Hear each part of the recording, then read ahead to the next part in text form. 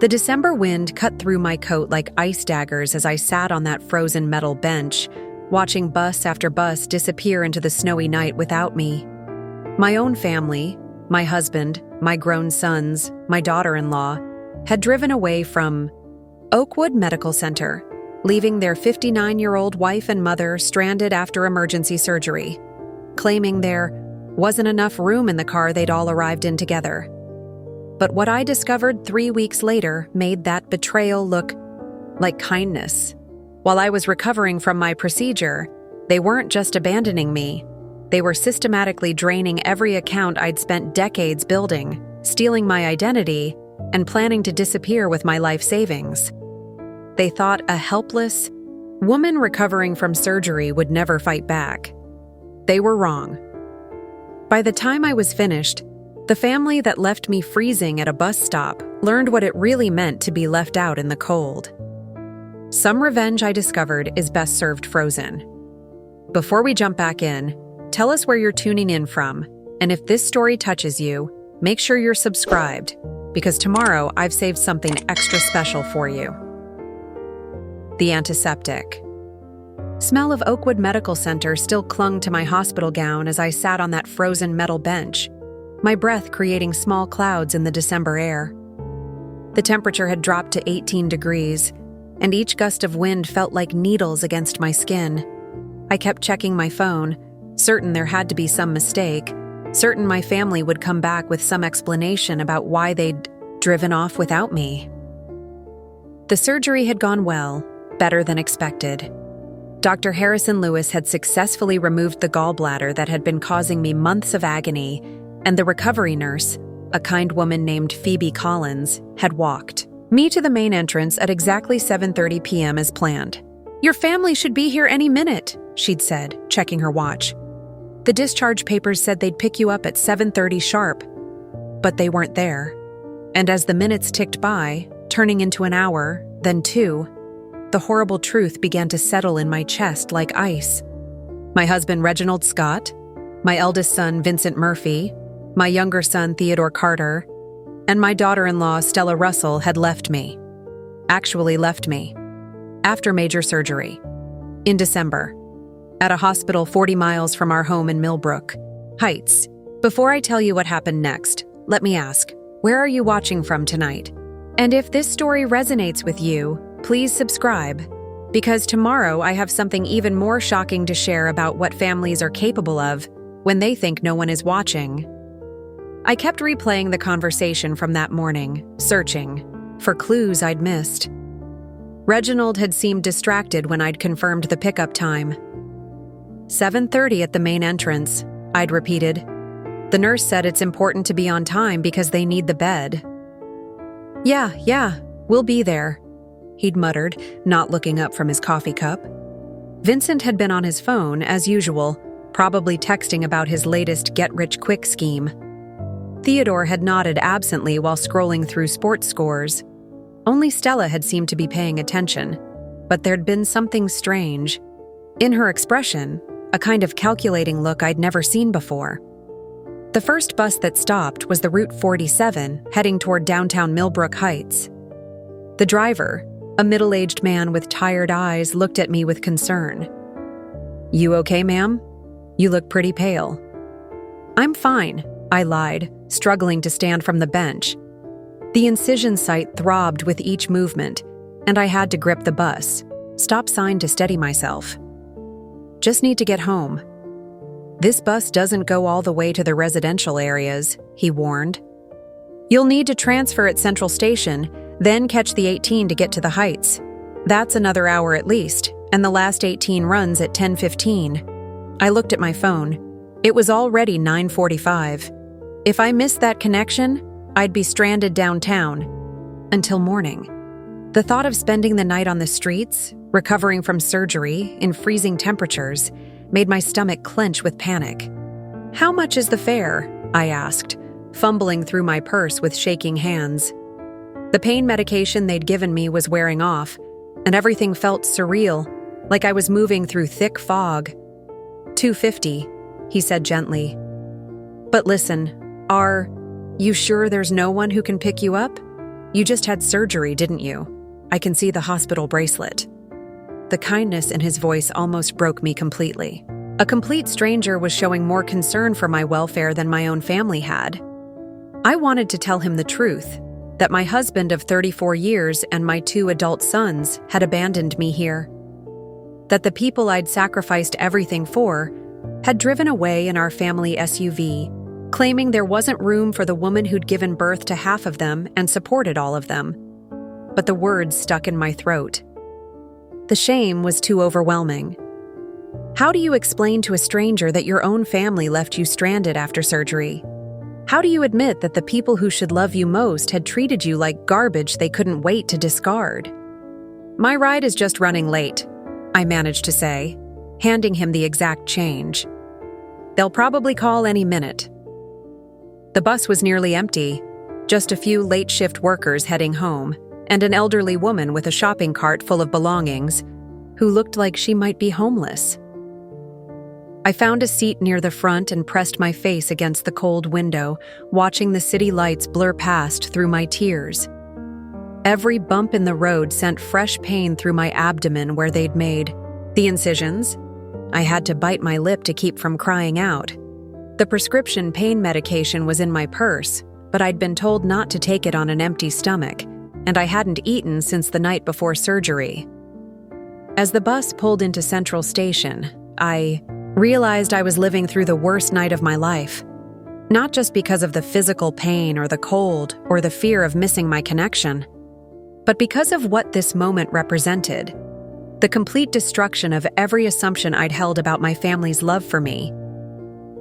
For 34 years of marriage and 31 years of motherhood, I'd believed that family meant showing up for each other. I'd believed that love meant sacrifice, that being a wife and mother meant putting everyone else's needs ahead of my own. I'd worked double shifts to pay for Vincent's college when he couldn't get loans. I'd given Theodore the down payment for his first apartment when he couldn't save the money. I'd welcomed Stella into our family with open arms when she and Vincent got married, even though she'd never shown me anything but cold politeness. I'd organized family dinners every Sunday for years, even when I was exhausted from my job at Clearwater Insurance Agency. I'd remembered every birthday, every anniversary, every important moment in their lives. I'd been the one they called when they needed money, advice, or someone to listen to their problems. And in return, they'd left me freezing at a bus stop after surgery. The transfer at Central Station was a nightmare. The building was crowded with evening commuters, all moving with purpose and urgency that I couldn't match in my condition. My legs felt weak and unsteady, and I had to stop twice to rest against pillars, pretending to check my phone while I caught my breath. The Route 18 bus was already at the platform when I arrived, engine running, driver checking his watch. I hurried as fast as I could, but each step sent shooting pains through my torso. By the time I reached the door, I was breathless and dizzy. "You just made it," the driver said as I climbed aboard. "This is the last run to the Heights tonight." The 40-minute ride to Millbrook Heights felt like an eternity. I kept calling Reginald, but every call went straight to voicemail. I tried Vincent's number, same thing. Theodore's phone rang once before going to voicemail, which meant he'd actively declined my call. As we pulled into my neighborhood, I felt a mixture of relief and dread. Relief that I was finally close to home, to my own bed and the prescription pain medication that was waiting in my medicine cabinet. But dread, because I had no idea what I was going to find when I got there. The bus stop was 6 blocks from my house on Elmwood Drive. 6 blocks that might as well have been 6 miles given my physical condition. I started walking slowly, using mailboxes and fence posts to steady myself when the pain became too intense. Mrs. Audrey Brooks from 3 houses down was bringing in her garbage cans when she saw me. "Everly, what are you doing walking out here? Wasn't your surgery today?" That's when I realized I hadn't even introduced myself properly. My name is Everly Gray, and until that December night, I thought I was a beloved wife and mother living a comfortable life in a middle-class neighborhood. I thought my family's love was as reliable as gravity. I thought the people I'd sacrificed everything for would be there when I needed them most. My ride fell through, I told Mrs. Brooks, not wanting to admit the truth even to my kind neighbor. I'm just trying to get home. She looked at me with such concern that I almost started crying again. Honey, you shouldn't be walking after surgery. Let me drive you the rest of the way. But I declined. I needed to make this walk myself, needed to feel every step of the journey my family had forced me to take. I needed to understand, in my bones, what it felt like to be abandoned by the people who should have loved me most. Preparing and narrating this story took us a lot of time, so if you are enjoying it, subscribe to our channel. It means a lot to us. Now, back to the story. When I finally turned onto Elmwood Drive, I could see our house in the distance. The lights were on, and I could see the familiar silhouette of our SUV in the driveway. The same vehicle they'd claimed didn't have room for me. That's when I realized this wasn't just abandonment. This was something much more calculated, much more cruel. And what I was about to discover when I reached my own front door would change everything I thought I knew about my family, my marriage, and my entire life. Some betrayals I was about to learn run so deep that they reshape your understanding of reality itself. And some people who claim to love you are actually your worst enemies in disguise. As I slowly made my way up the familiar walkway to our 2-story colonial house on Elmwood Drive, I couldn't help but think about how different this homecoming was from what I'd imagined that morning. I'd pictured Reginald helping me from the car, Vincent carrying my overnight bag, maybe even Stella offering to make me some tea. Instead, I was limping up my own driveway alone, abandoned and betrayed by the very people I'd spent decades putting first.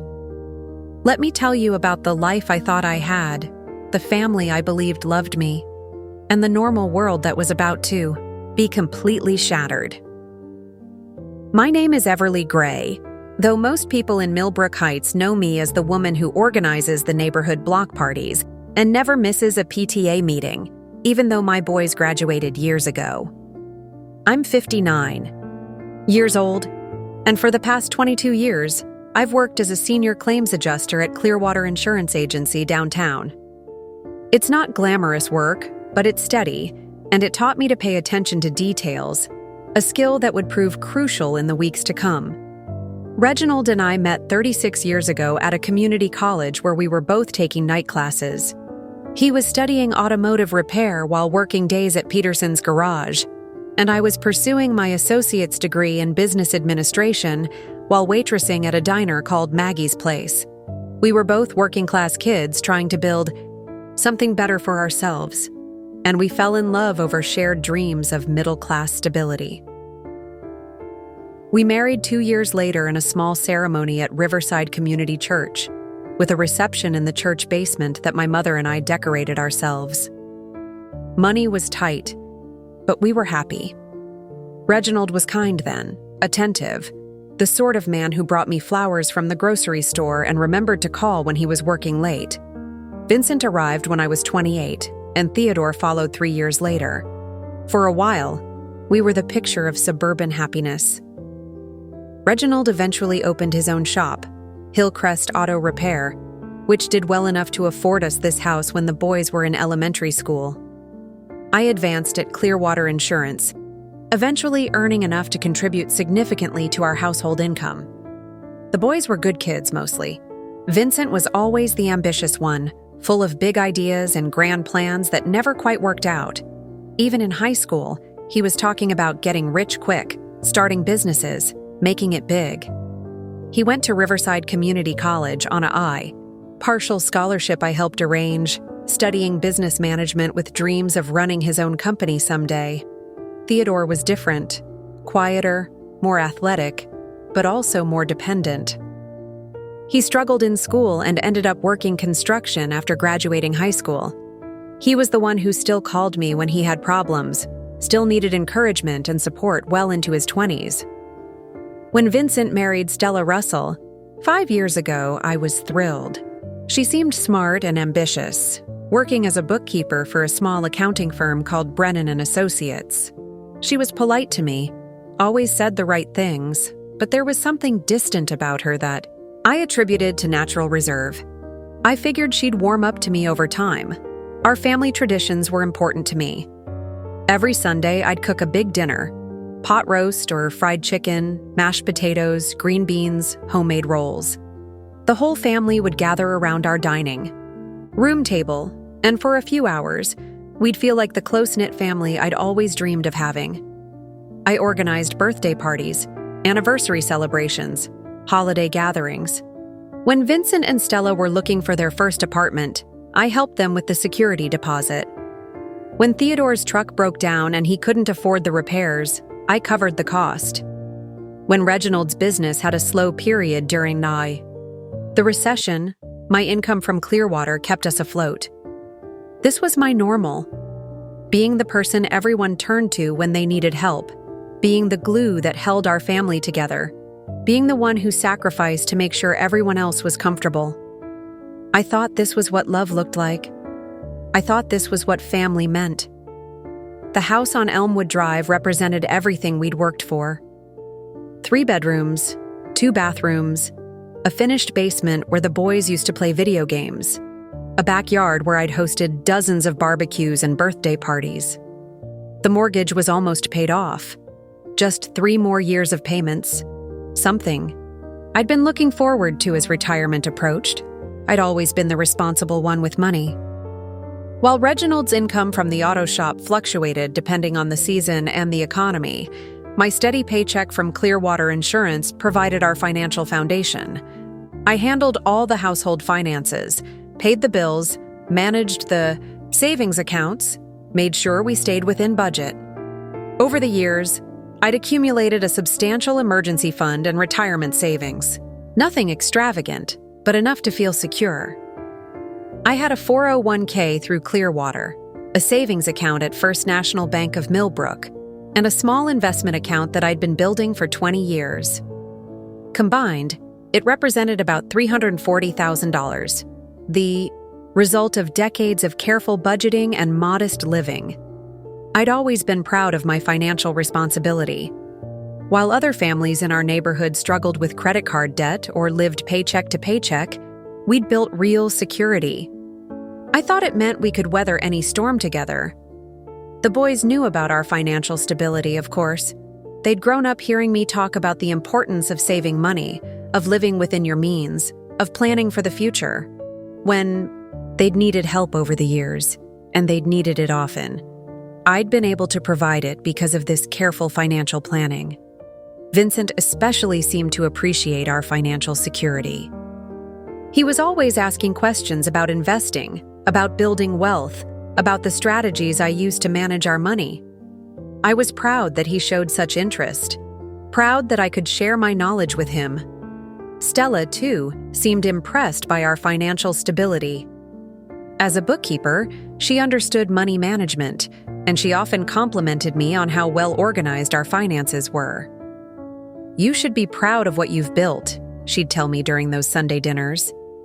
Not many families have this kind of security. I thought she was being sincere. I thought they all were.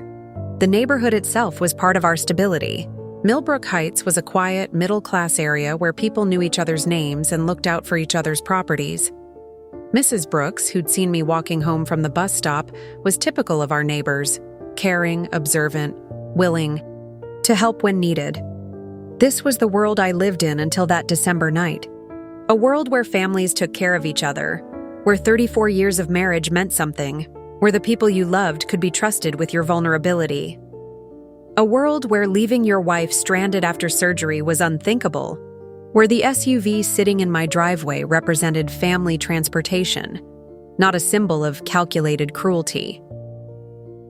As I finally reached my front door, fumbling for my keys with hands that shook from cold and medication, I still believed I lived in that world. I still thought this had been some terrible misunderstanding, some mix-up that would be explained and apologized for. I still thought the people inside my house were my family, not strangers who'd been systematically planning my destruction while sitting at my dinner table, eating food I'd prepared, accepting help I'd provided, and pretending to love me. I turned the key in the lock, pushed open the door, and stepped into what I thought was my home. What I found instead was the first piece of evidence that my entire life had been built on lies, and that the people I'd trusted most had been my enemies all along. The house was warm and bright, filled with the sound of laughter coming from the living room. My family was home, comfortable and happy, clearly unconcerned about the woman they'd left freezing at a bus stop hours earlier. And as I stood in my own entryway, dripping melted snow onto the floor I'd mopped that morning, I realized that everything I thought I knew about my life was about to change forever. I stood in the doorway for a moment, listening to the casual conversation drifting from the living room, and felt something cold settle in my chest that had nothing to do with the December weather. They weren't worried. They weren't making frantic phone calls trying to locate me. They weren't even discussing what had happened. They were watching television and laughing like it was any other Tuesday night. "Hello?" I called out, my voice hoarse from the cold and exhaustion. "I'm home." The conversation stopped abruptly, followed by a few seconds of silence that felt loaded with something I couldn't identify. Then Reginald's voice, carefully casual. "Oh, hey, honey. How'd you get home? Home? How'd I get home?" Not, "Are you okay?" Not, "We're so sorry. Let me explain what happened." Just a neutral question about logistics, like I'd been out running errands instead of stranded at a hospital after surgery. I walked into the living room, still wearing my coat, my purse clutched against my chest like armor. Reginald was in his recliner, feet up, beer in hand.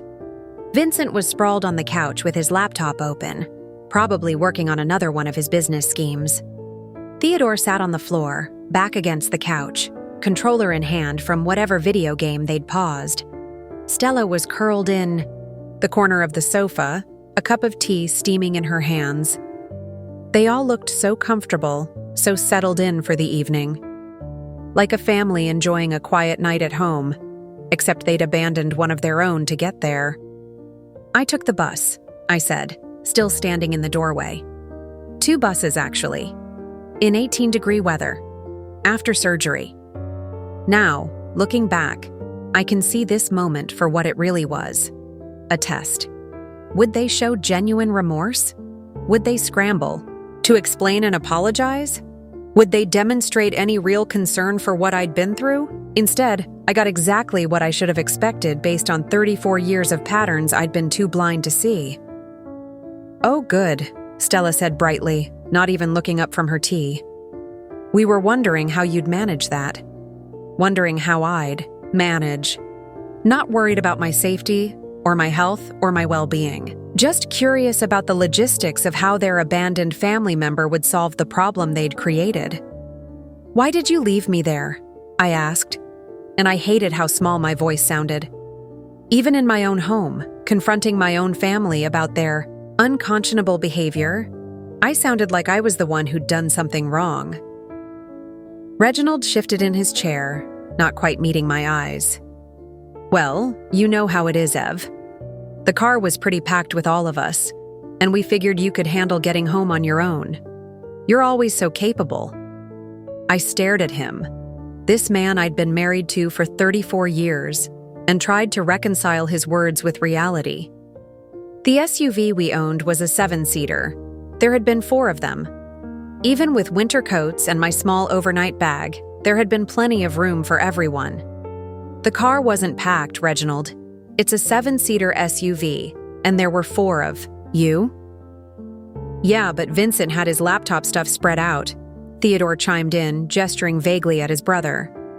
"And Stella had that big purse and her work files. It was just easier this way."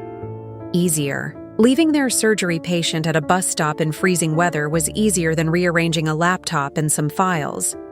But as I stood there, processing their casual dismissal of my ordeal, I started remembering other times when my needs had been deemed inconvenient, other moments when their comfort had been prioritized over my well-being.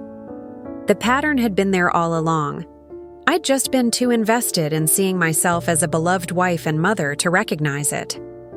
There was the time 5 years ago when I'd had pneumonia, and instead of helping me or bringing me soup, they'd complained that I wasn't cooking dinner and had ordered pizza every night until I was well enough to get back in the kitchen. I'd actually apologized to them for being sick. There was Vincent's college graduation, when I'd worked double shifts for months to pay for a celebration dinner at an expensive restaurant downtown. The whole evening, they'd complained about the service, the food, the other customers. Not one of them had thanked me for the sacrifice I'd made to give Vincent that special day. There was the Christmas when I'd spent my entire vacation from Clearwater Insurance decorating the house, shopping for gifts, cooking elaborate meals, and hosting extended family. I'd been exhausted and stressed, and when I'd finally sat down on Christmas evening, Reginald had handed me a list of things that needed to be cleaned up and put away. "Since you're just sitting there anyway," he'd said. There was Theodore's apartment search, when I'd spent every weekend for 2 months driving him around to look at places, helping him fill out applications, even co-signing his lease because his credit wasn't good enough. When he'd finally moved in, he'd never even thanked me. He'd just started calling with new problems that needed solving. There was the time Stella had needed help with her taxes, and I'd spent hours organizing her receipts and walking her through the paperwork. She'd saved hundreds of dollars in fees by having me do the work instead of paying a professional. Her thank you had been to criticize my methods and suggest I didn't really understand tax law. Every birthday I'd organized for them, every anniversary I'd planned, every crisis I'd solved, every sacrifice I'd made, none of it had been appreciated. It had all been expected. I wasn't a beloved family member. I was a service provider. I wasn't a wife and mother. I was unpaid help. "You know what?" Vincent said, not looking up from his laptop. "Maybe this is good practice for you, Mom. You're always saying you want to be more independent. Well, here's your chance." The cruelty of it took my breath away, framing my abandonment as some kind of favor they'd done for my personal growth, turning their callousness into my opportunity for self-improvement. "I just had surgery, Vincent. I needed help getting home safely. And you managed it fine," Stella added with that bright, false cheerfulness she used when she wanted to end uncomfortable conversations. "See? You're stronger than you think you are."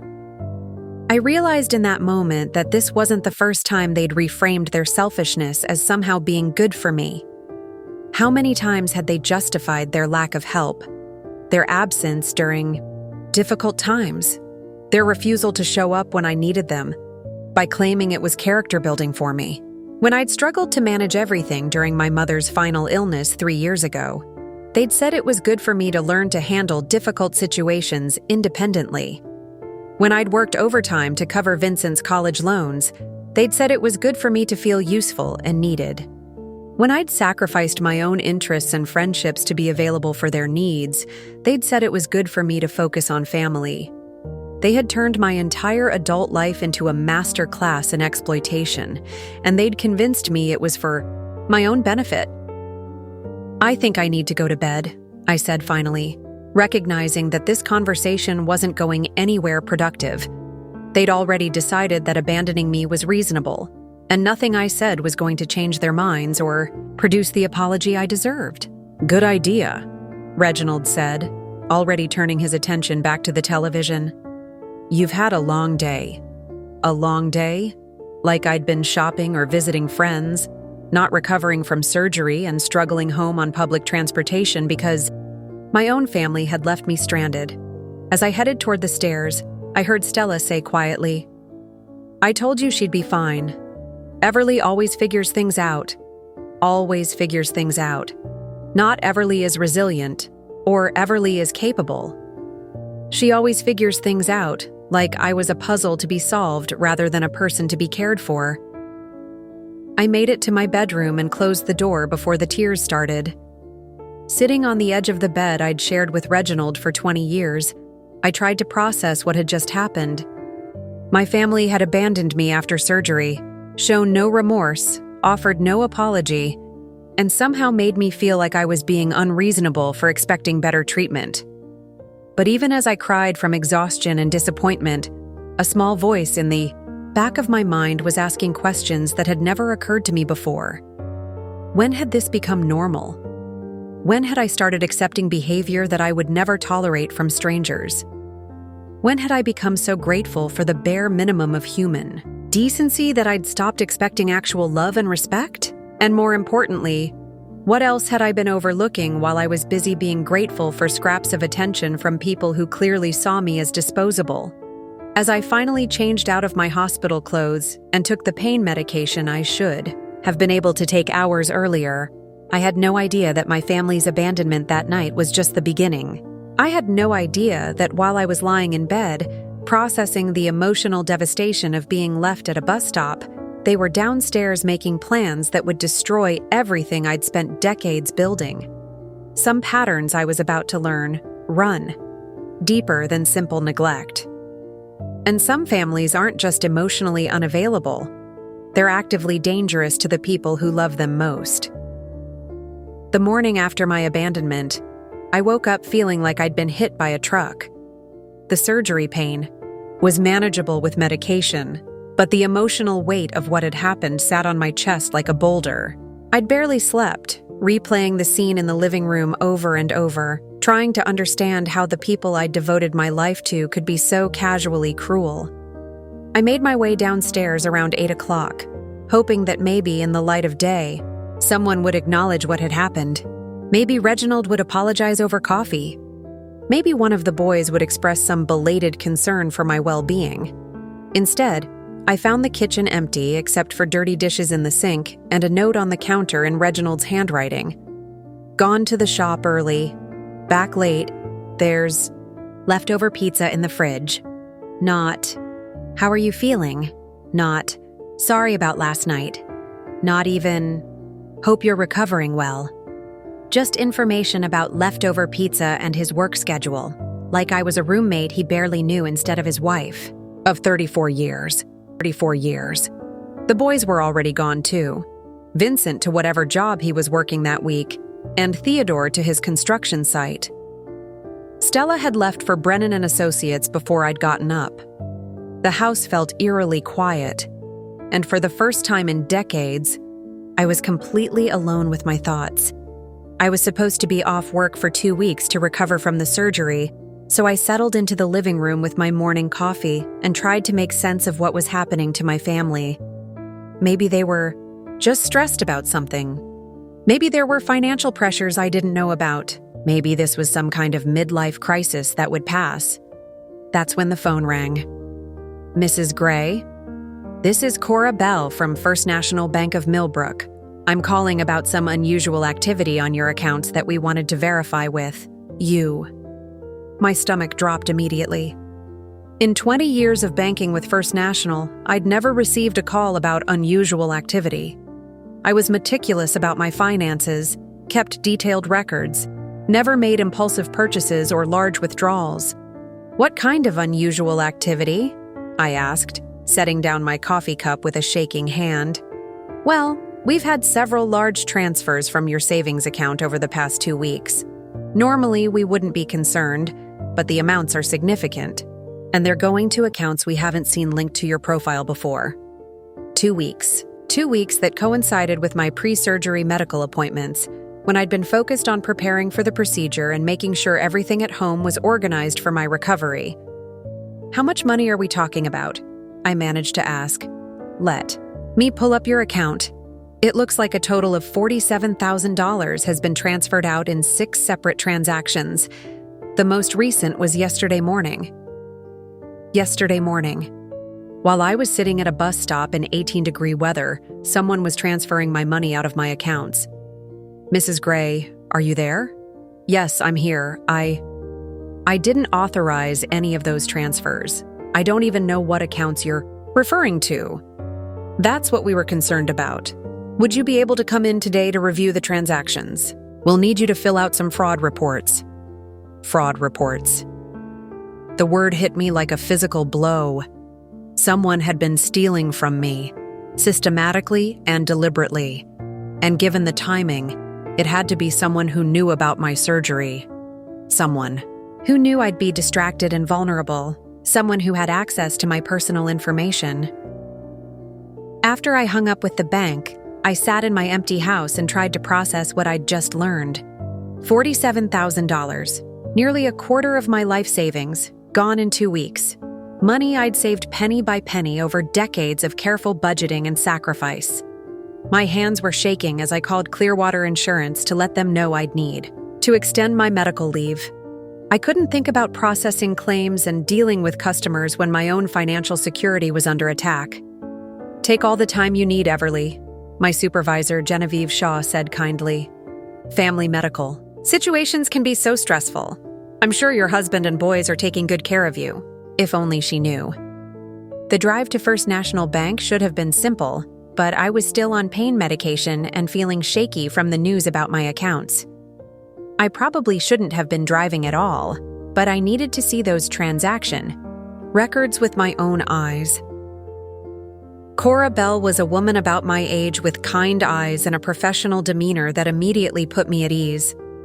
She led me to a private office and pulled up my account information on her computer screen. "Here are the transactions we're concerned about," she said, turning the monitor so I could see.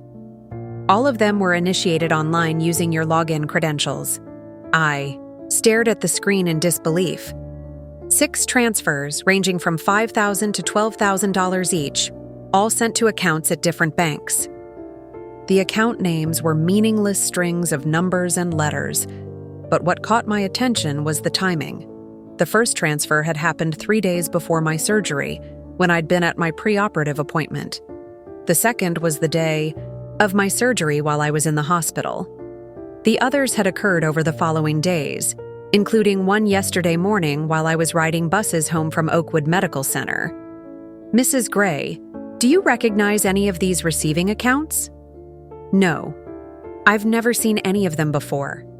I studied the screen more carefully. But look at the timing. Every single one of these happened when I wasn't home, when I was at medical appointments or stranded somewhere. Cora's expression grew more serious.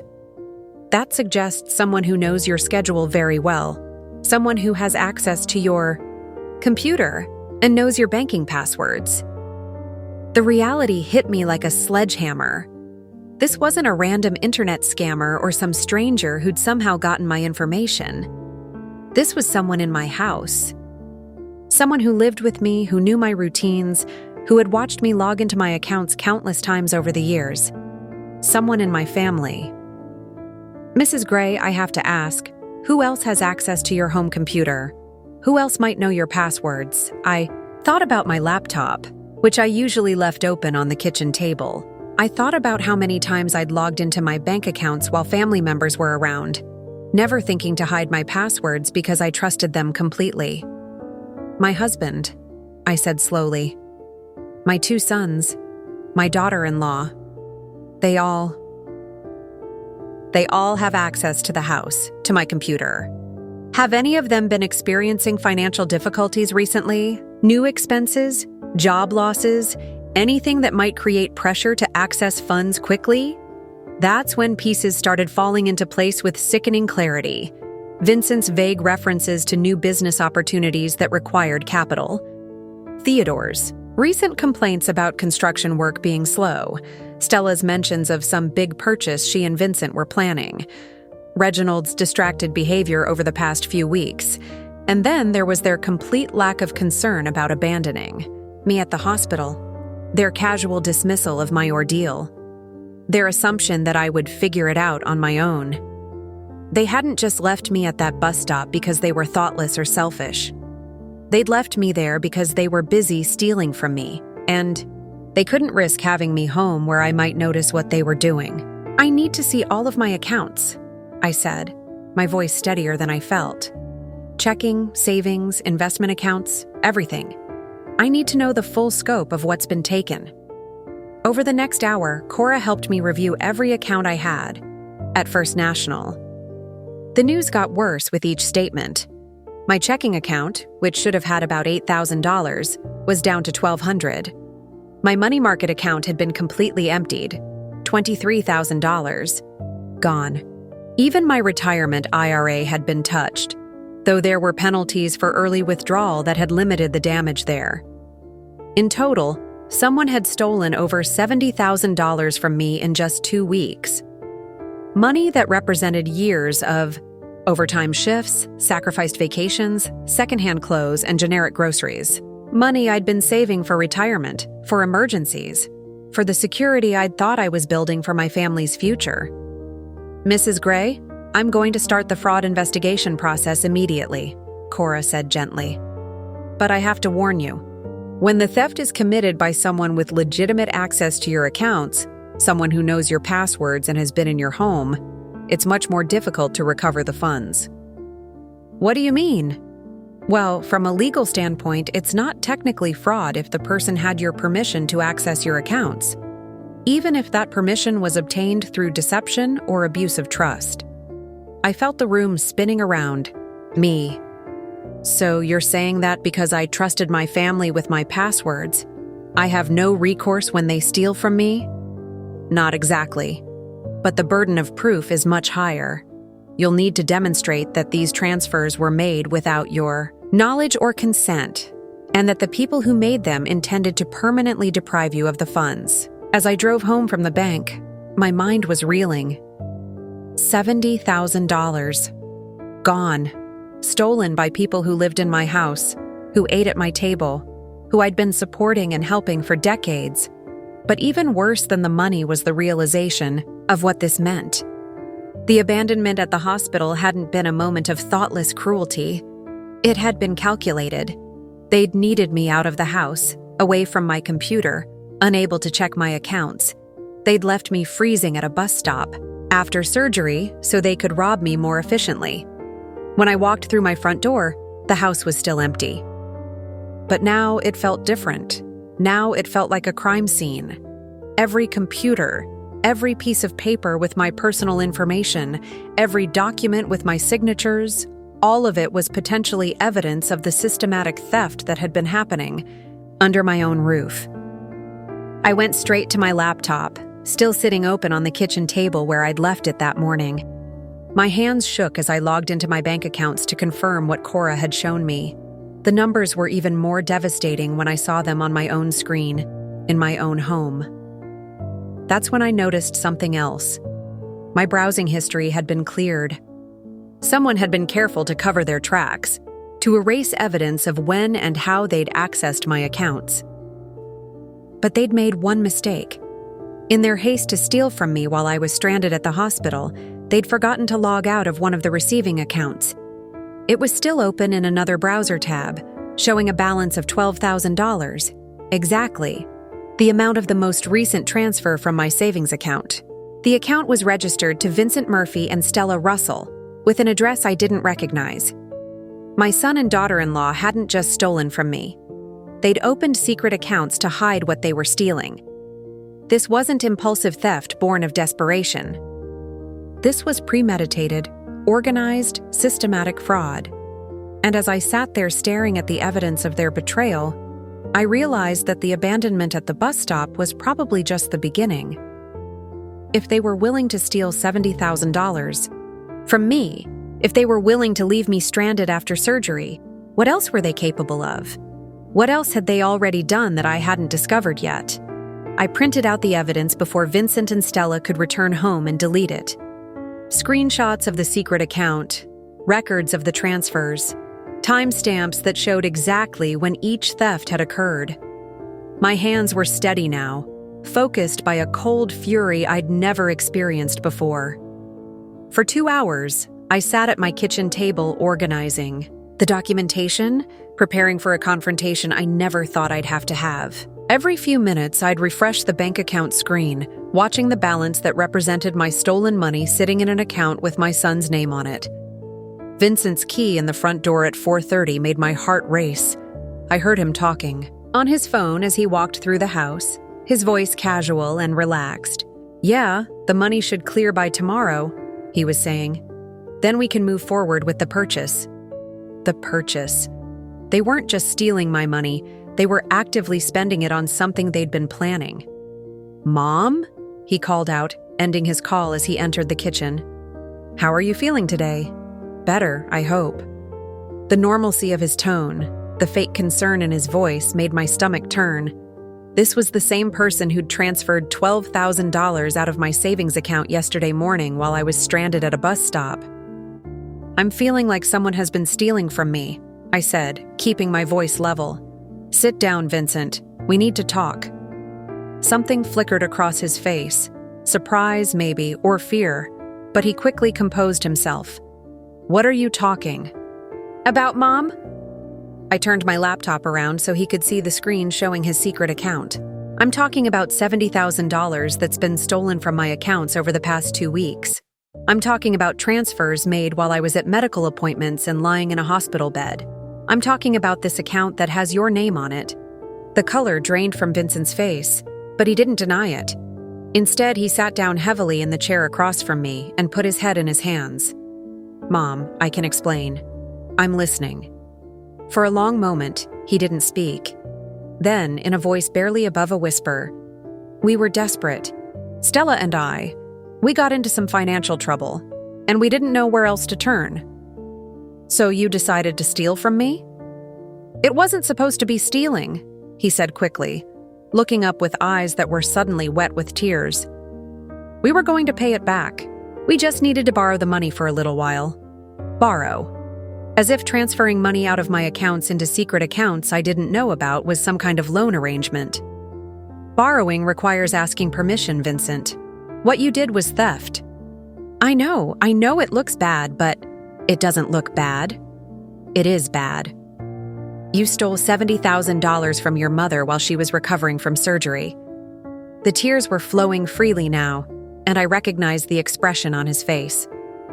It was the same look he'd worn as a teenager when he'd been caught in lies, genuine distress, but not because he felt bad about what he'd done, because he'd been caught. "What financial trouble?" I asked. "What was so urgent that you had to steal? From me instead of asking for help?" Vincent wiped his eyes with the back of his hand. She's been struggling with some gambling problems, online poker mostly. She lost a lot of money, more than we could afford, and there were people who wanted to be paid immediately. Gambling debts. My daughter-in-law had gambling debts, so they decided to steal my retirement savings to cover them. How much money did she lose? About $30,000. But then there were interest charges and fees, and it kept growing. The people she owed money to, they weren't the kind of people you can negotiate with. I stared at my son, this man I'd raised and supported and loved unconditionally, and tried to understand the logic that had led him to steal from me instead of coming to me for help. "Why didn't you just ask me for help? You know I would have found a way to help you." "Because we knew you'd lecture us about responsible financial management. You'd want to know every detail about how the debt happened, and you'd probably want to control how we paid it back. We wanted to handle it ourselves. They wanted to handle it themselves, by stealing from me. So instead of dealing with a lecture, you decided to commit fraud against your own mother." "It wasn't fraud." Vincent's voice rose defensively. "We were going to pay it back. We just needed some time to get the money together." "How were you going to pay back $70,000, Vincent? You work part-time jobs that barely cover your rent. Stella's a bookkeeper who makes $30,000 a year. Where exactly was this money going to come from?" The question seemed to stump him. He opened his mouth several times, but no words came out. "You never intended to pay it back," I said, and I could hear the certainty in my own voice. "You thought I'd never find out, or that by the time I did, it would be too late to do anything about it." "That's not true." "Where's the rest of the money, Vincent? I can see $12,000 in this account, but you stole $70,000. Where's the other $58,000? Some of it went to pay off the gambling debts. And some of it. We had to pay some other bills." "What other bills?" "Credit cards, car payments, rent. We were behind on everything." So not only had they stolen money to pay Stella's gambling debts, they'd stolen additional money to fund their lifestyle. Money I'd saved through decades of sacrifice had been used to pay for their irresponsible spending. "And Dad?" I asked. "Does your father know about this?" Vincent looked away. "Dad knows we borrowed some money from you. He thought it was okay because you have so much saved up." Borrowed. There was that word again. And Reginald not only knew about the theft, he'd approved of it because I had so much saved up.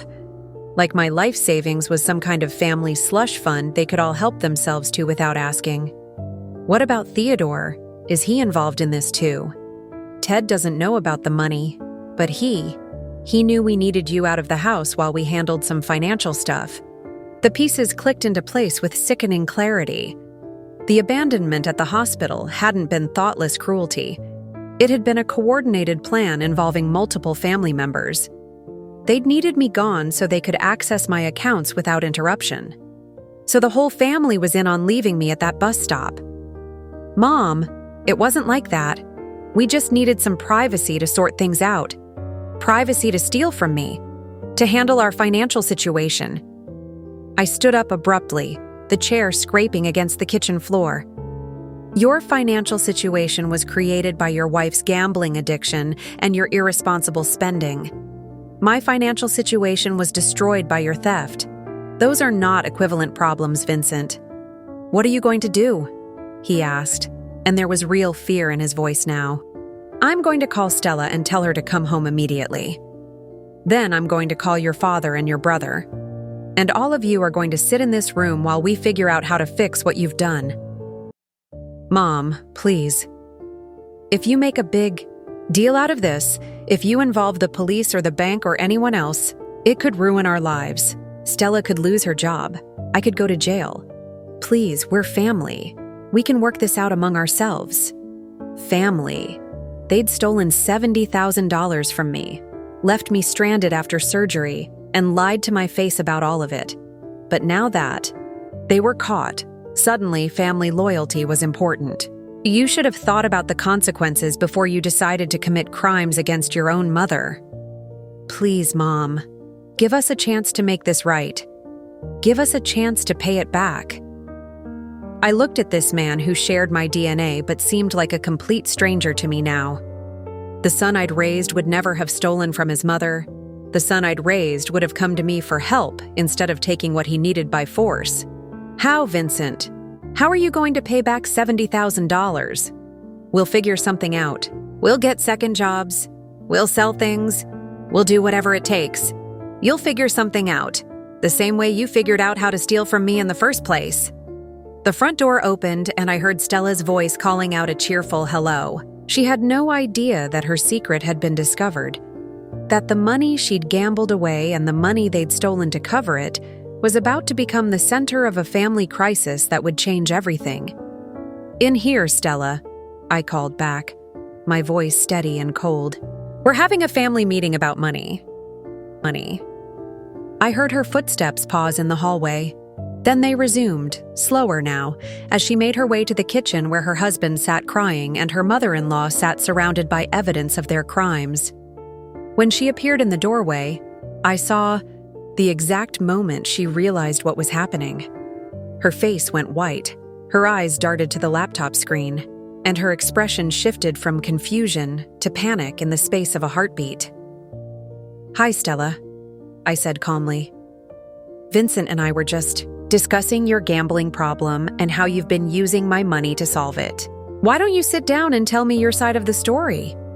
As Stella stood frozen in the doorway, staring at the evidence of their crimes displayed on my laptop screen, I realized this was the moment everything would either begin to unravel or get much worse.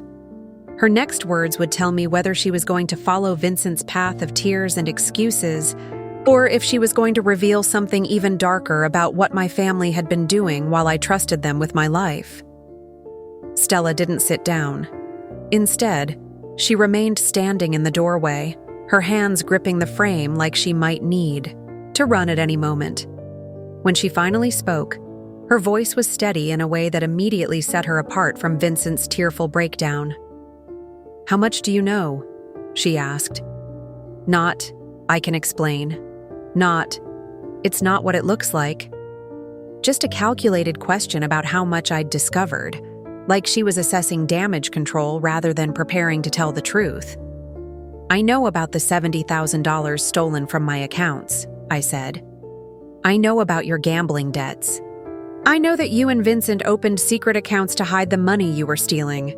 What I don't know is what else you've done." Stella's expression didn't change. She looked from me to Vincent, who was still crying at the kitchen table, and I saw something like contempt flash across her face. "Vincent," she said sharply, "stop crying and go call your father. Tell him he needs to come home immediately." The authority in her voice surprised me. This wasn't the polite, reserved daughter-in-law I'd known for 5 years. This was someone who was used to giving orders and having them followed. "Stella, maybe we should—" Vincent started. "Now, Vincent." He left the room to make the call, and suddenly I was alone with a woman I was beginning to realize I'd never really known at all. "Mrs. Gray," Stella said, finally moving to sit across from me. "You're a smart woman. You've worked in insurance for 20 years.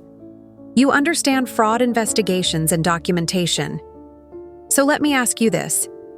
If you were investigating a case where $70,000 had been stolen over 2 weeks, what would be the first thing that would make you suspicious?" I stared at her, confused by the question. "The amount and the timing, I suppose. That's a lot of money moved very quickly." "Exactly. It's sloppy. It's the kind of theft that gets discovered immediately." She paused, studying my face. "So why do you think we did it that way?" A chill ran down my spine. "What are you saying?" "I'm saying that anyone smart enough to access your accounts and transfer that much money would be smart enough to do it in smaller amounts over a longer period. Unless what? Unless they wanted it to be discovered." The kitchen felt like it was tilting around me. "You wanted me to find out?" "We needed you to find out about the recent transfers so you wouldn't look any deeper." $70,000. Stolen over 2 weeks looks like a crisis situation, doesn't it? Like desperate people making desperate choices. My hands were shaking as I reached for my coffee cup. "How much deeper is there to look?" Stella smiled, and it was the coldest expression I'd ever seen on a human face. "Vincent and I have been managing your finances for 3 years, Mrs. Gray. Not $70,000. All of it." The coffee cup slipped from my hands and shattered on the kitchen floor, but I barely noticed. "What do you mean, all of it?" "I mean, we've been systematically transferring money out of your accounts, investing it, making it grow, and keeping the profits while maintaining the appearance that your savings were intact. The money you think you have? It doesn't exist. It hasn't existed for a long time." I felt like I was drowning. "That's impossible. I check my accounts regularly. I see the balances. You see what we wanted you to see. Do you remember when Vincent helped you set up online banking 3 years ago? When he showed you how much more convenient it would be to manage everything electronically?" I did remember. Vincent had been so helpful, so patient in teaching me to use the online system. He'd even set up automatic transfers to make saving easier. "We created mirror accounts," Stella continued. "Fake online portals that showed you the balances you expected to see while the real accounts were being drained. Every time you logged in, you were looking at a carefully constructed lie." "How much?" I whispered. "Everything. Your savings, your retirement accounts, your investment portfolios. We've been living off your money for 3 years while building our own financial portfolio. The house we're buying, the business Vincent's been talking about starting, the investments we've been making, all of it funded by your life savings." The room was spinning. 3 years. They'd been stealing from me for 3 years, and I'd never suspected because they'd been showing me fake account statements. But the bank called me about unusual activity. Because we let them. "We needed you to discover the recent transfers so you'd think that was the extent of the theft. Better to have you angry about $70,000 than curious about $340,000? $340,000. My entire life savings. Everything I'd worked for. Everything I'd saved. Everything I'd planned to live on in retirement. Gone. Why? I managed to ask. Because you made it easy, Stella said with a shrug. You trusted us completely. You gave us access to everything. You never questioned anything as long as the account balances looked right. You were the perfect victim. Vincent returned to the kitchen, his face pale. Dad's on his way home. Stella, what are you doing? I'm telling your mother the truth. She was going to figure it out eventually, and I'm tired of pretending. Pretending what? I asked. Stella looked directly at me. Pretending to be grateful for your help. Pretending to enjoy your Sunday dinners. Pretending to care about your health problems and your surgery. Pretending to love this family when really, you've all just been a means to an end. The cruelty of it took my breath away. For 3 years, she'd been sitting at my table, accepting my help, participating in family celebrations, all while systematically stealing everything I owned. And Vincent? I looked at my son, who was avoiding my eyes. How long have you known? Mom, I didn't know it was this bad. I thought we were just borrowing. How long, Vincent? About 18 months. But Stella said we were going to pay it back once our investments paid off. What investments? Stella answered for him. We've been using your money to buy rental properties, invest in startups, purchase cryptocurrency. We're very good at making money grow, Mrs. Gray. We just needed capital to work with. My capital. Your capital that was just sitting in savings accounts earning nothing. We've actually made you money, if you think about it. Your $340,000 is now worth almost $500,000. I stared at her in amazement. You think you did me a favor by stealing from me? I think we did what you were too, conservative to do yourself. And if you'd never found out, you would have lived comfortably on the returns for the rest of your life. But I did find out. Yes, you did. Which brings us to the question of what happens now. Vincent was looking back and forth between us like he was watching a tennis match. Stella, maybe we should wait for Dad before we... Your father already knows the full extent of what we've done, Vincent. He's been our partner in this from the beginning. The betrayal hit me like a physical blow. Reginald knew. My husband of 34 years had been part of the conspiracy to steal my life savings. He's been what? Who do you think helped us access your retirement accounts? Your 401k from Clearwater Insurance? We needed someone with power of attorney to make those transfers. Power of attorney.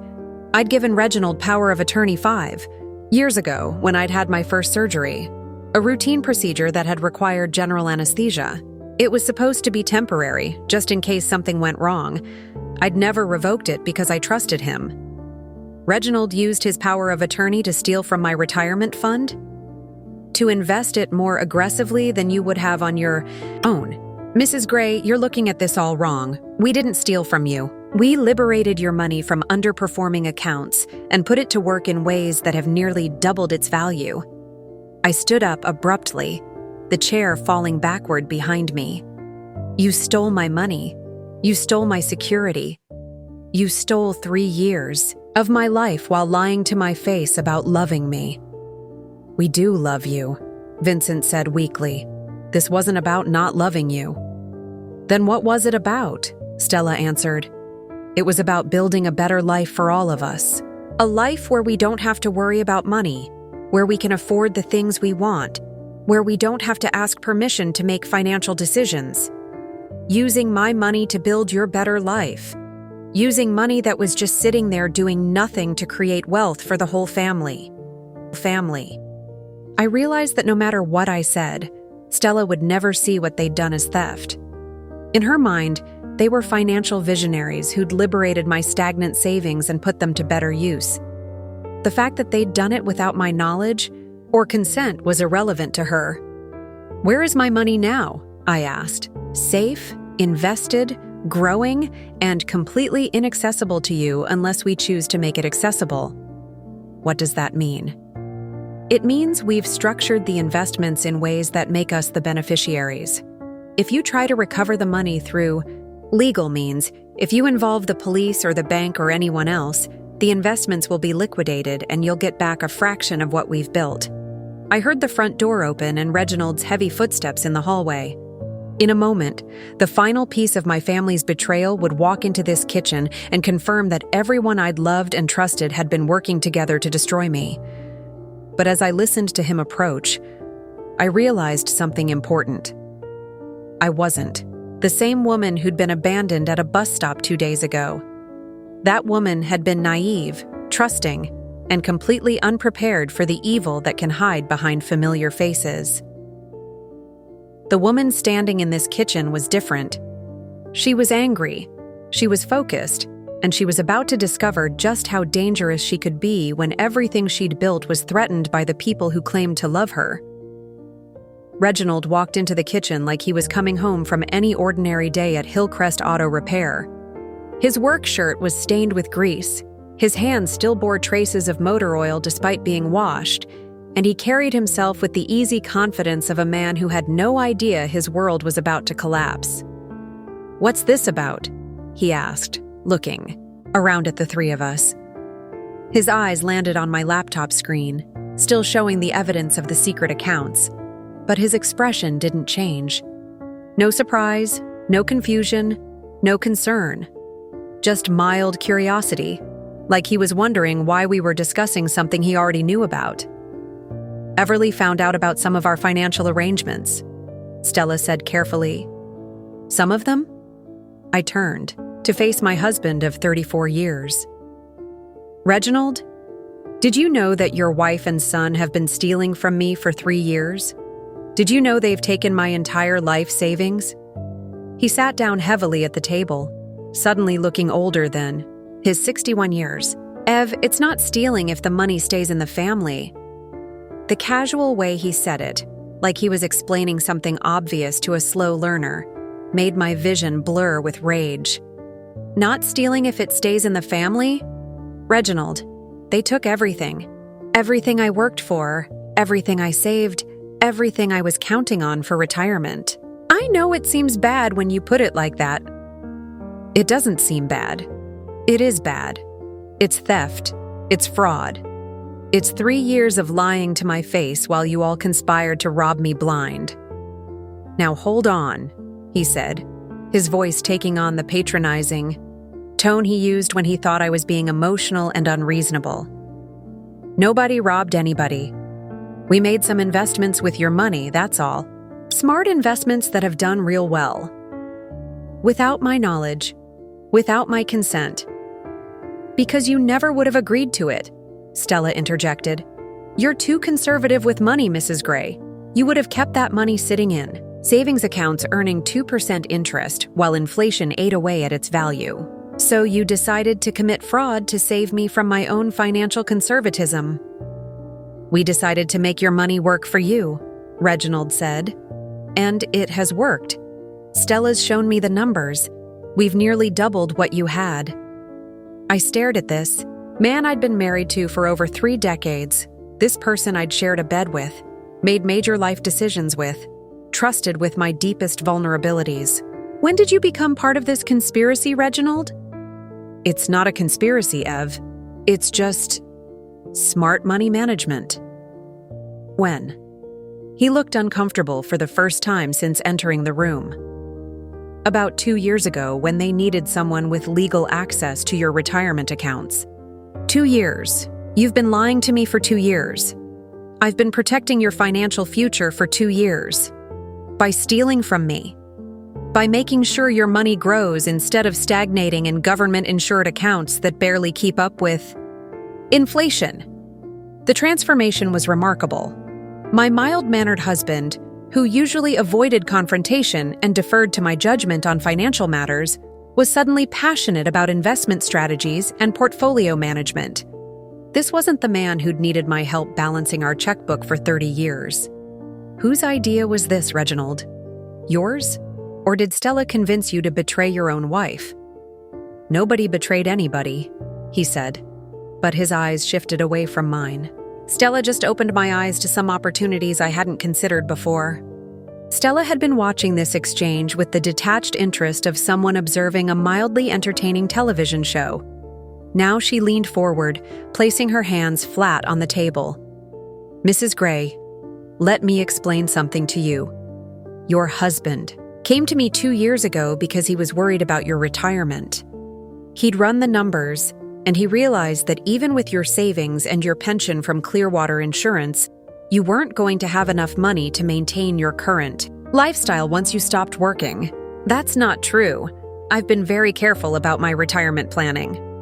Careful, yes, but not realistic. Do you know what health insurance costs for a 60-year-old woman with pre-existing conditions? Do you know what long-term care expenses are? Do you know what inflation will do to your fixed income over 20 years?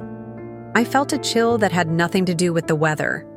What pre-existing conditions? Stella and Reginald exchanged a look that made my stomach drop. The gallbladder surgery you just had wasn't your first health issue, Mrs. Gray. Your medical records show a pattern of problems that are only going to get worse as you age. How do you know about my medical records? The same way I know about everything else in your life. I've been managing your affairs for 3 years. Insurance claims, medical bills, prescription costs. I've seen it all. Managing my affairs? You're a bookkeeper at an accounting firm.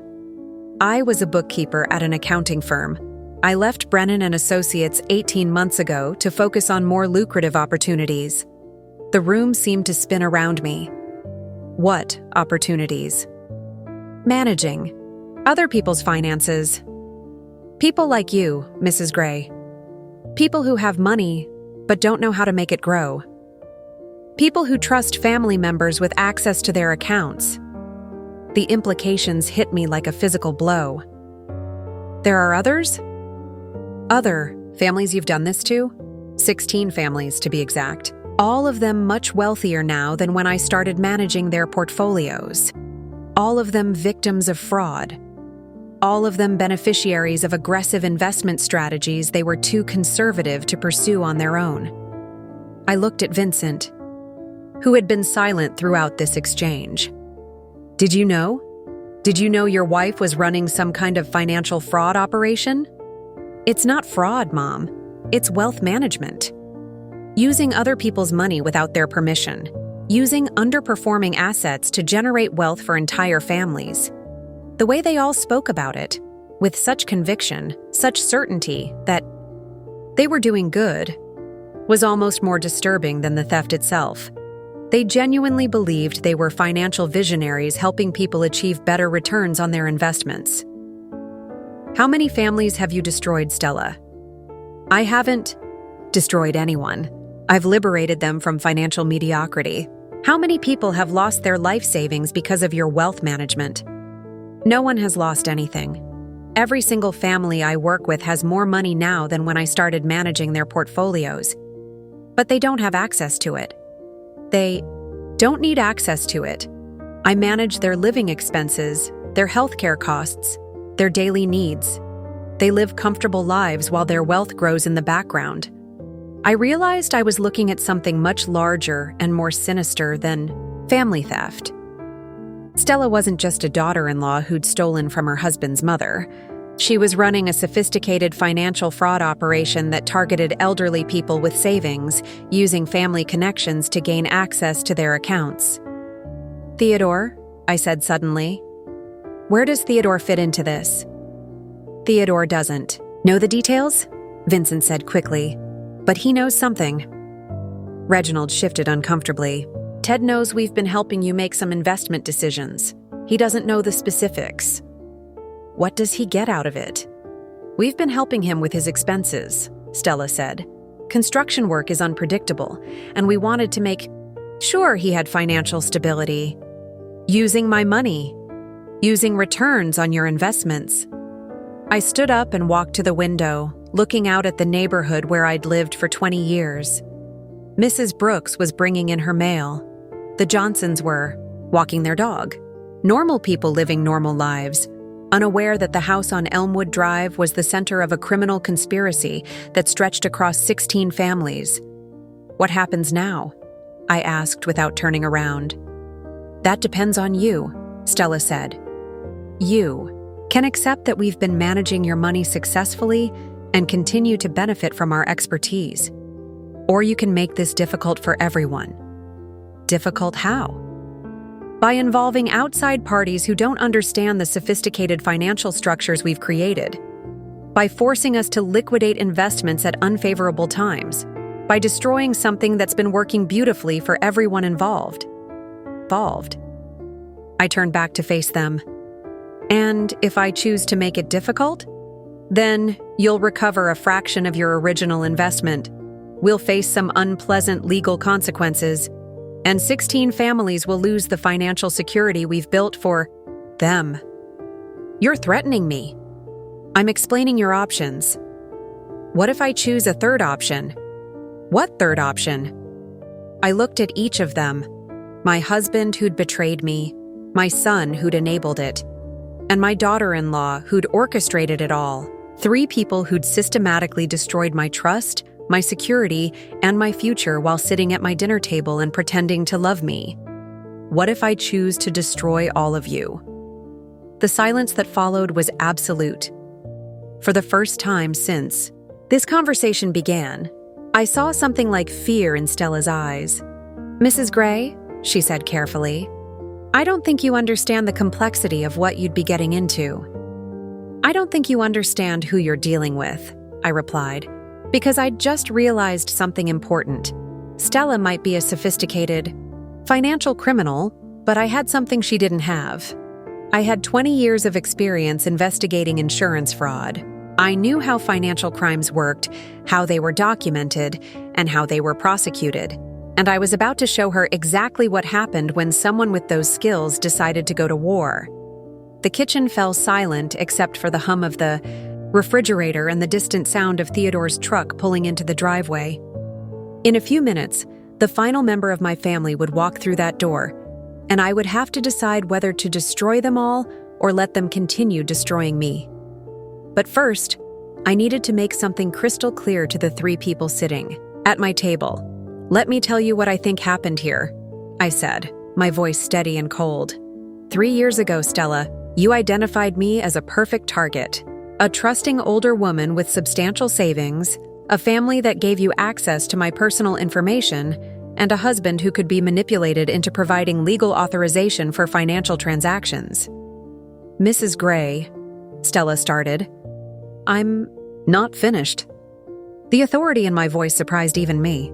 "You researched my background and discovered I work in insurance claims, which meant I understand financial documentation. So you knew you'd have to be sophisticated about hiding the theft. That's why you created the fake banking portals, because you knew I'd check my accounts regularly." Stella's expression had shifted from confident control to wary attention. She was finally looking at me like I might be dangerous.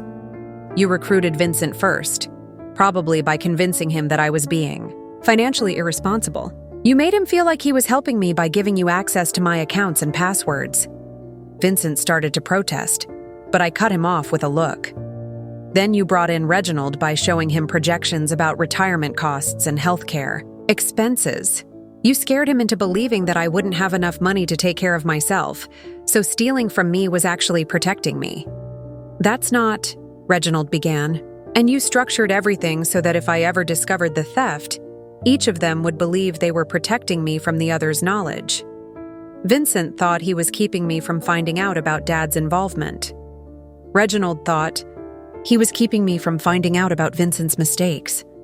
Neither of them realized they were just pawns in your larger operation." I moved closer to the table, placing my hands flat on the surface and leaning forward.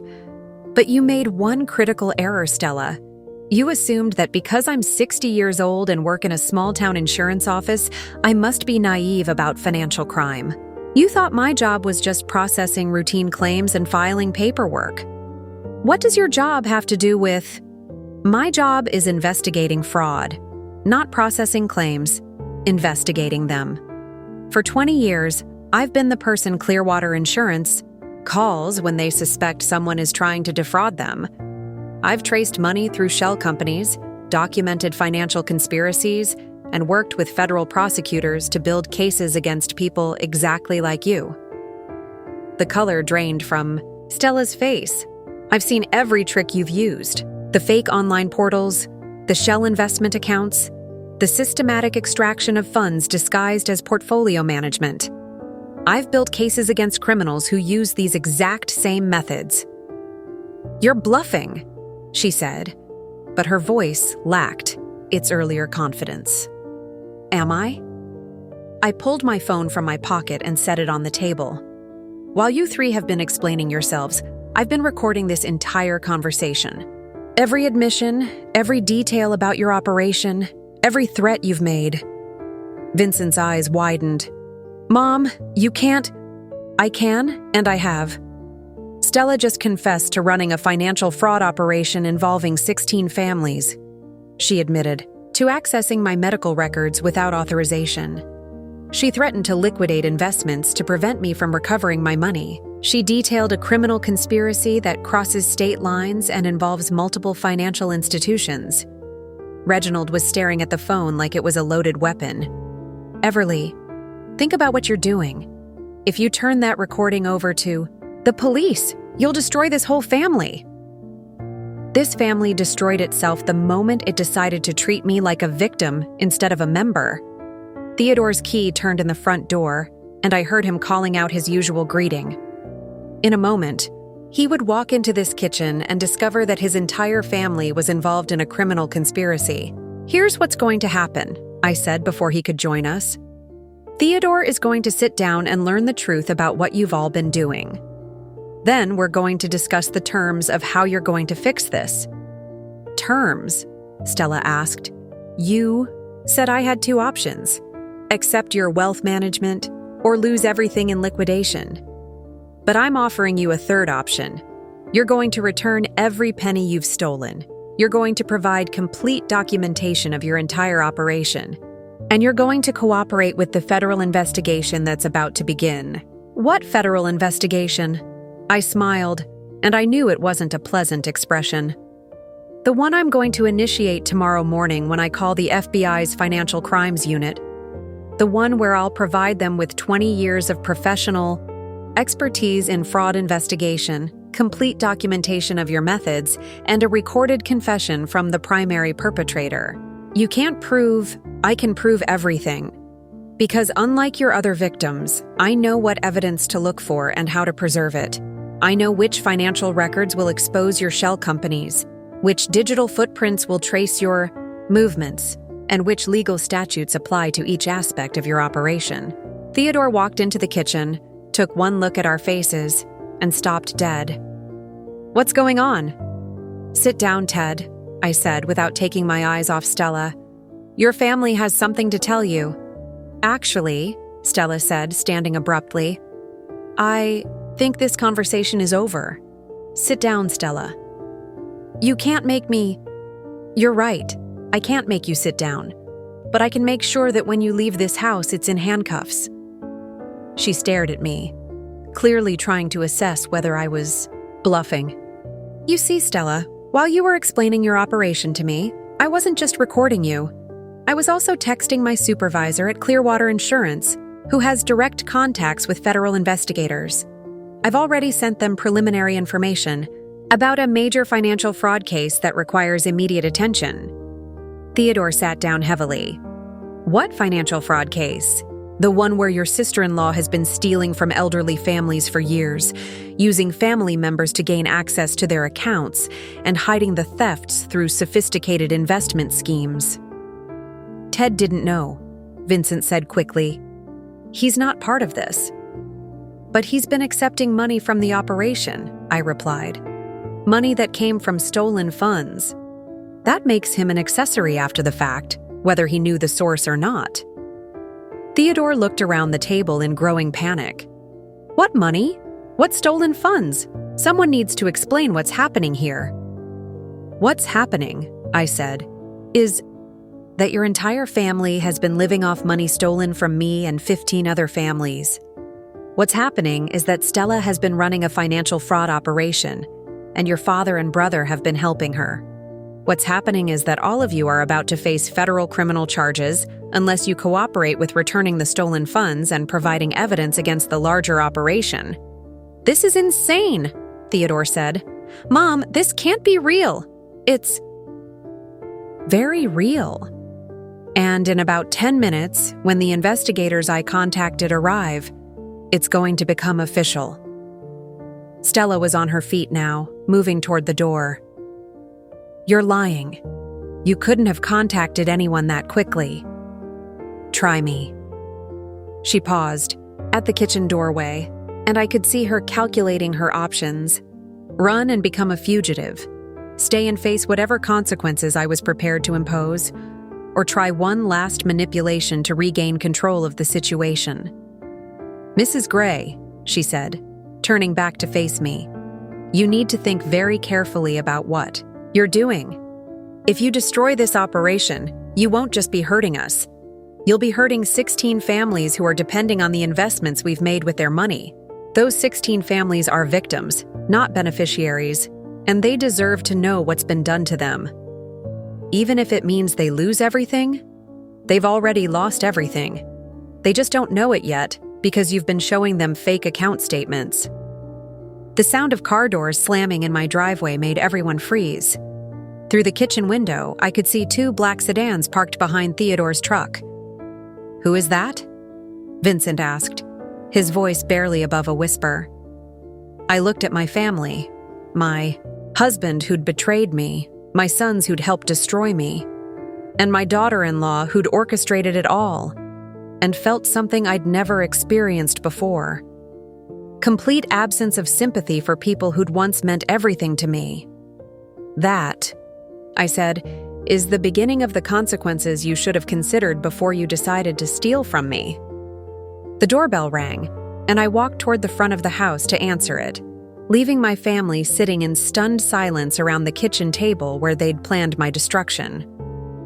Some lessons, I'd finally learned, can only be taught through the complete collapse of everything someone thinks they can get away with.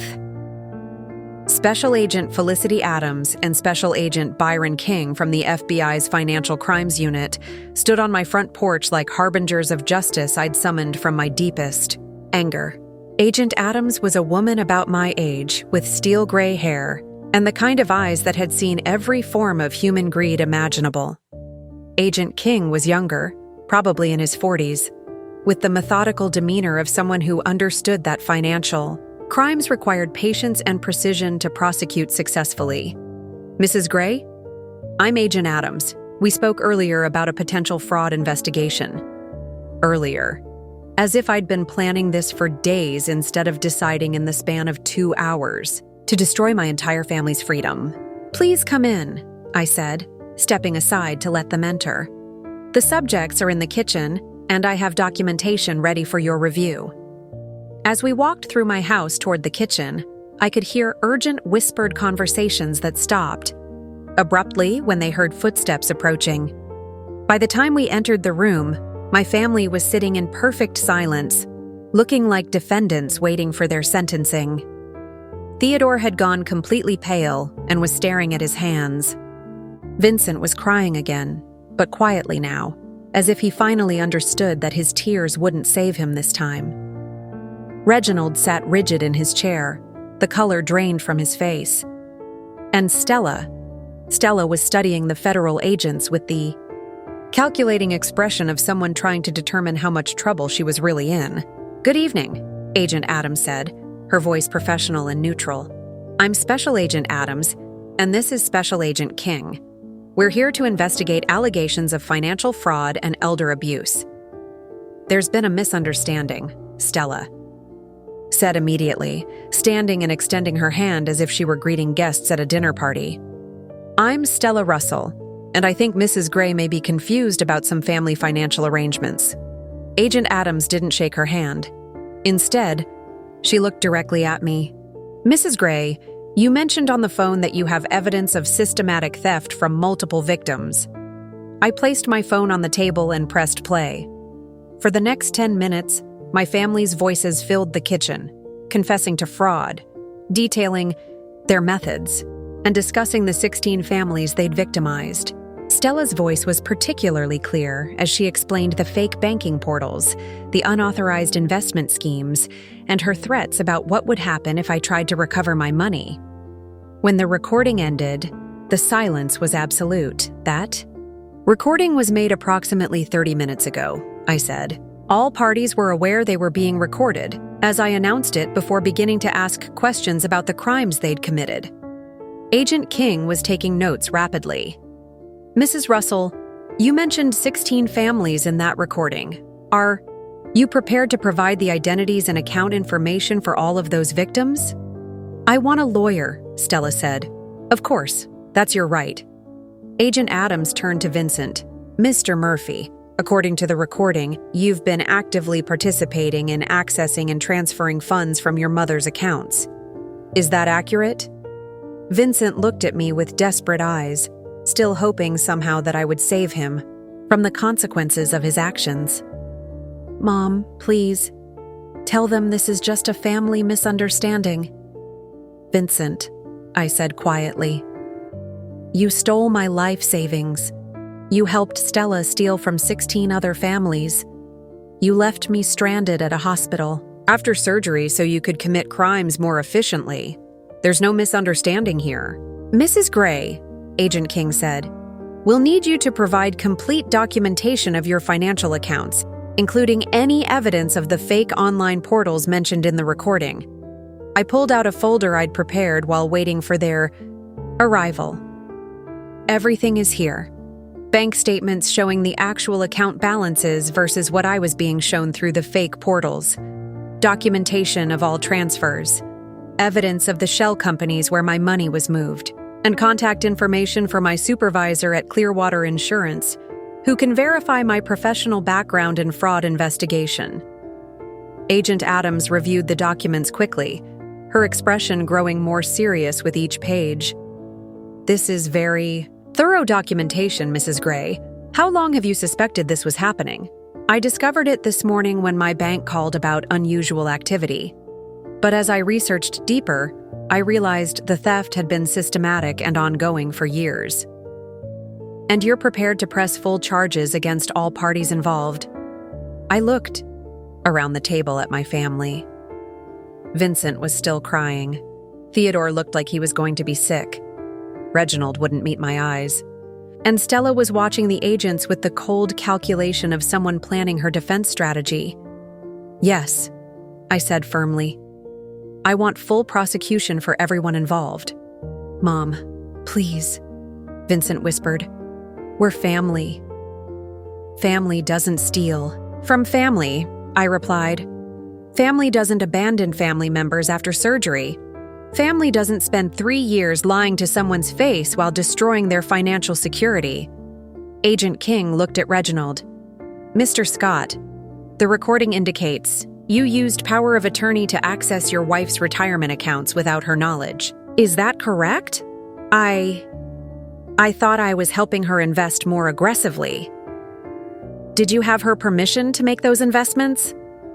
Not specifically, but did you tell her you were accessing those accounts? No. Did you tell her you were working with Mrs. Russell to move funds into investment vehicles she controlled?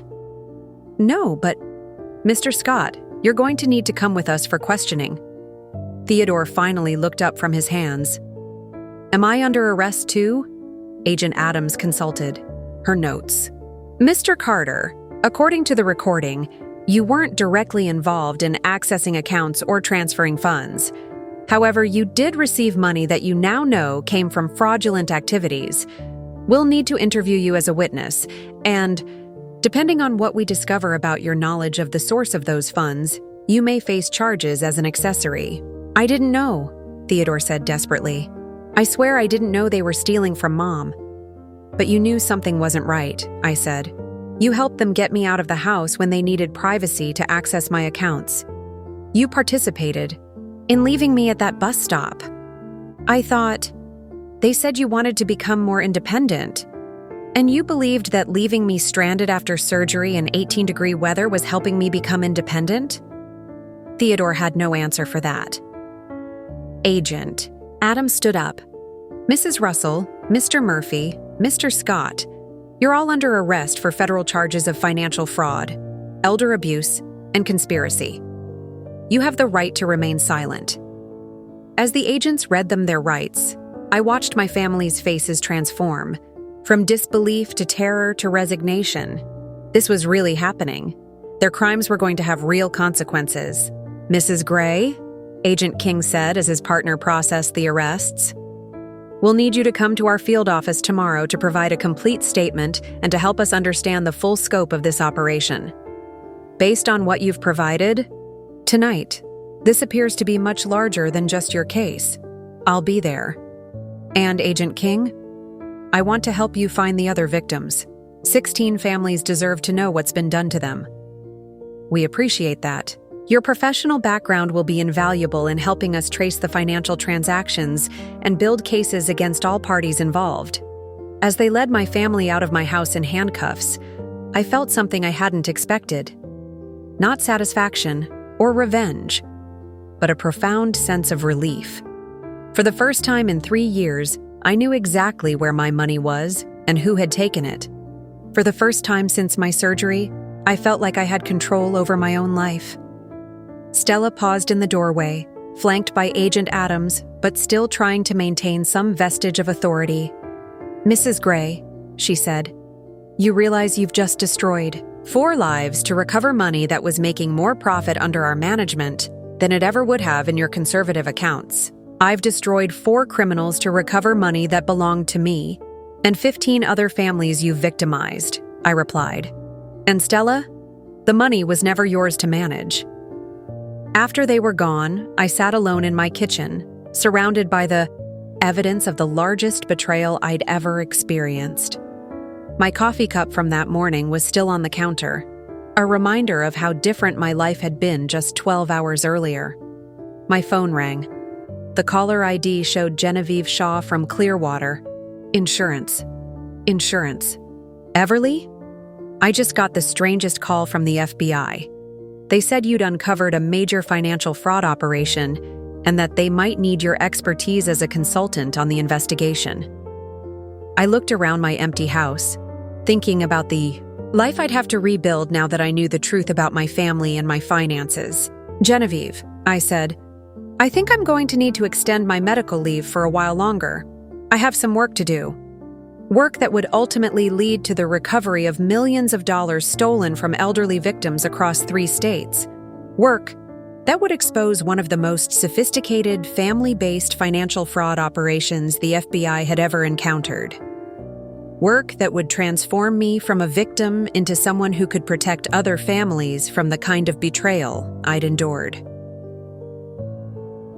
18 months later, I stood in a federal courthouse in downtown Chicago, watching as Stella Russell was sentenced to 12 years in federal prison for orchestrating what prosecutors called one of the most sophisticated family-based financial fraud schemes in recent history.